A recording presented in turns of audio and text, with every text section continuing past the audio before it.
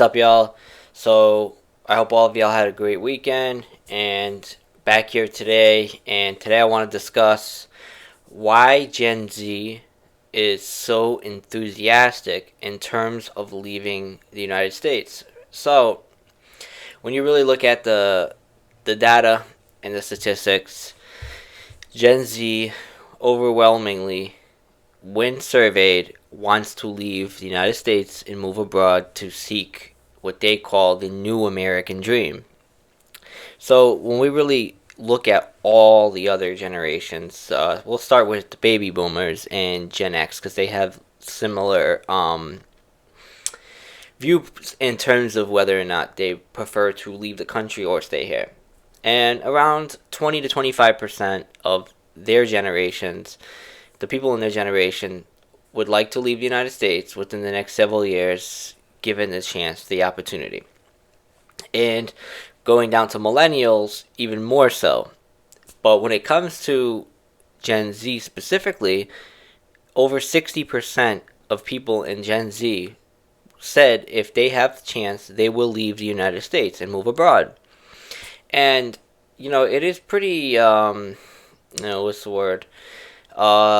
I guess you could just say shocking. And then again, really is it? Because considering everything that's going on here, there's so many other opportunities.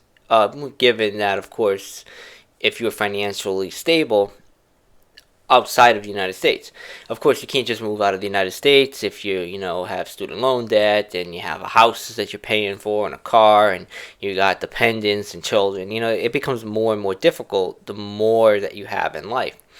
But if you're a single 25-year-old adult, you don't have many responsibilities, you don't have much debt, there's no real risk involved. And I think that, people see that they don't have really much to lose. I mean, you could stay here in the States and you could kind of draft your own American dream or follow the traditional American dream. What's left of it, of course. I mean, home prices for a single 20-something-year-old, it's likely well in the unaffordable category. Where I live here in Connecticut, if you want to live in a decent neighborhood, you're looking at well over $500,000 for a decent home. Of course, you could always go maybe 300,000-400,000 for a fixer upper, but then again, when you're 25 years old, 30 years old, not very easy to come up with the additional funds that it's going to be required to fix it up. But if you really want a decent home, you're looking well over $500,000. And again, the better the neighborhood, the more money. So it's with the American dream becoming more and more unaffordable, rent's unaffordable, and every other aspect of life. People under the age of 30, and more so even millennials too. People also in the millennial generation. I was born in 1995, so last year of millennials.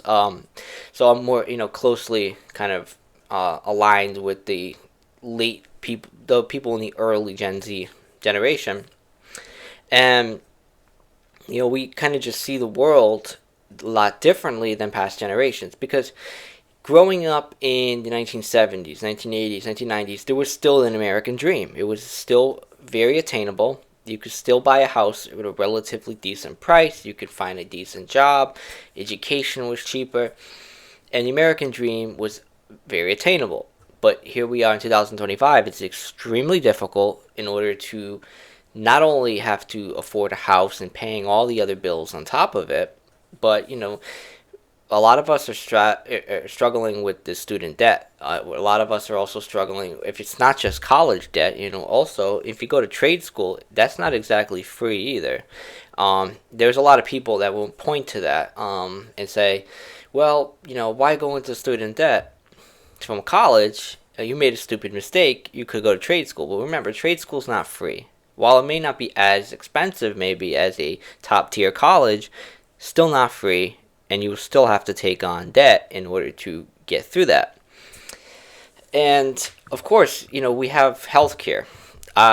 Personally, I was looking at the cheapest healthcare plans that came up. Sometimes I get emails sent to me. They're trying to sell me healthcare plans. So, I ran all my data, and the cheapest healthcare plan for me, actually, right here in Fairfield County, Connecticut, it came out to about $632 a month. And that's not even including paying for the medications that I have, paying for the doctors, the copays.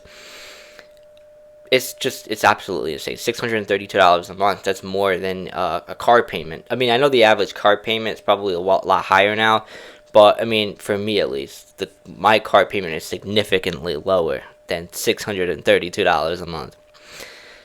Not paying $632, and on top of that, the other expenses, because I see doctors once a month. I have multiple medications that I pay for every month. I cannot afford that. So again, why, now you can see why people want to leave the United States and seek opportunities abroad. And of course, there's nations where you can get pensions. There's nations where you can get free healthcare and education, and there's a social safety net in many other countries. And this is what the United States isn't providing. And what Gen Z seeks is that social safety net. Our generation, late millennials and Gen Z, we seek these benefits in society because, again, if we're going to pay taxes, if we're paying rates that are extremely, out of the ordinary. There's states like New York and California, of course, you're paying extremely high taxes and you're not getting anything in return. And the whole point of paying taxes is to get something in return. You go through New York City sometimes on the throughways and the highways and expressways, freeways, whatever. You see the brick, the stone is crumbling. You see the roads are not being maintained despite the constant road work. You see the mass amount of poverty in homelessness, the food insecurities. So exactly what are we paying taxes for if nothing is being done about this? And again, Social Security, yes, we have Social Security in the United States, but politicians continue to push it further back and back, the retirement age. And, with the life expectancy in the United States declining, why is it something that a Gen Z person right now who's 25 years old, why do I want to contribute for the next 40 years just to get maybe $1,500 a month, $2,000 a month, whatever? By then, with inflation, it'll be significantly nothing at that point if we still even have Social Security in 40 years from now. Medicare, Medicaid, not only the underfunded, it should be a universal right. And while there are countries out there that are providing that, the United States has not provided that, and only provides Medicaid to people that make under a certain income limit. And it's an income limit which if you want to, in Connecticut, I believe it's like under $20,000. And if you want to stay in that bracket, you're essentially going to live in abject poverty here in the United States for the rest of your life just to collect healthcare benefits, which is not fair. You can never move up in the world if you want actually, free, cheap healthcare. And you're still paying taxes on top of that. So, whether you're paying municipal taxes, state taxes, federal taxes, whatever, you're still paying taxes if you get a job. So, you essentially pay taxes, and okay, you'll get the healthcare, but you're stuck under that $20,000 a year bracket, and you're living in poverty. And then if you make more than that, you can't get Medicaid, and there you go. You're paying for healthcare, you're paying taxes, you're getting nothing in return. There's money being thrown around, it's slushing around all over the place. Some of it's not even, there's no idea where the money is even going. There's corruption all throughout the government, and it's just a country and a system that Gen Z wants to take on and to live through for the next, again, 20, 30, 40, 50 years throughout their working career. No. And you can't blame this generation for wanting to seek opportunities in a stress-free, or at least a less stressful environment abroad. And I think that a lot of older generations, and I'm not throwing any shade at any older generation, but I do think that they cannot understand, they lack the comprehension in terms of looking at what's going on. And I think that they try to compare when they were 20, 30 years old to today. When you have to understand, things change. Every 5, 10, 15, 20 years, things are always changing. And, what worked in 1980, in 1990, in 2000, in 2010, even 5 years ago, does not work today. Things are always changing, and you can't compare yourself at 20 years old to 20-year-olds today, because inflation has gone up.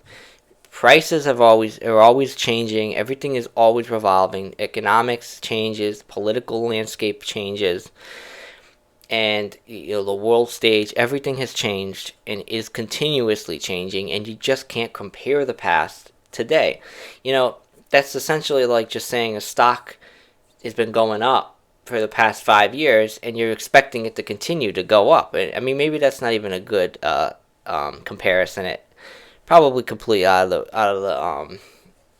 of scope here, but what I'm just trying to say is essentially is comparing the past to today is just, it just doesn't work. And maybe housing was easily attainable, and working hard and getting the American dream in 1980, 1985, whatever, was kind of like the status quo. It was easy, but it's not working today. And for when people say just work harder, just stop spending money, stop buying coffees, stupid little things like that, that does not work. It does not address the real problem. The real problem was created in Washington and is continuing to compound on top of other problems. And the fact that we continue to sit here and say little things, again, stop buying coffee, save your pennies, save your money, that doesn't work. And we can continue to go on and on and on and on. It's not going to change unless we make the change. So again, this is why people are leaving. This is why people want to leave. This is why millions of Americans are living abroad. So, you can't blame Gen Z. It's not, that people want to leave, really. It's people have to leave. They're being they're being pushed out of the country that they were born in. They're being pushed out of the country that they expected to create this American dream, this life in. And, essentially that's what's happening here. And, when you really look at it, it's just absolutely insane that people have to feel the need to have to move to, Mexico, the Caribbean, South America, Europe, Australia, places like in Indonesia, Thailand. It's just crazy to think that people actually have to abandon their life here in America and move abroad just to be able to afford to live. And this is why young people are increasingly wanting to move abroad and to leave behind this country that they grew up in, that they actually thought they were going to be able to create this dream in. It's becoming just increasingly more unaffordable, and aside from just affordability, the increasing amount of violence, whether it's mass shootings, whether it's just localized crime, whether it's, again, the extremism on the political landscape, it is driving people to want to consider this move abroad. So, I would not be surprised in the next 5-10 years if we see more people moving abroad than we've ever seen before in the nation's history. So I think it's just there's a lot of different points here to consider. There's a lot of different points to really break apart. But I just kind of want to give y'all like a little idea of what's going on here and how Gen Z is increasingly wanting to move outside of the United States in order to attain a better life. So I'll leave you all with that today. I think it's just a little bit, really wanted to kind of just go over that and address some points. But, let me know, of course, in the comments if y'all feel the same way, and if you guys are considering your own moves abroad, or do you still have faith in the American dream, and is it something that's actually worth staying here and attempting to obtain if you haven't already. So, of course, let me know in the comments below. It's always great going over all of these talking points and the issues here in the United States with y'all. And, until next time, I hope all of y'all take care, and I will talk to y'all later.